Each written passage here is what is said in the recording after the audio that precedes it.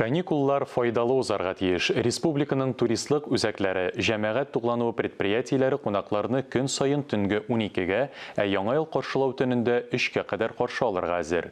Татар-информ мәгълүмат агентлыгында узган матбугат конференциясендә республикада бәйрәм вакытында туризмны оештыру турында сөйләделәр.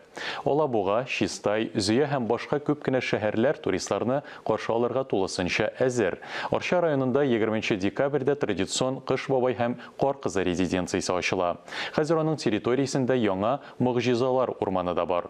Күп кенә муниципаль районнарда ял көннәрендә 1001 ләззәт программасы эшли башлый. Кунакларга кызыклы экскурсияләр тәкъдим ителә.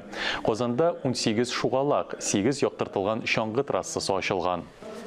Яңа елга багышланган чаралар 18 декабрьдә башлана. Ә шәһәрнең иң зур чыршысы 24 декабрьдә Казан гаилә үзәге янында ачыла. Кремль яр буенда бәйрәм кунакларын көтә.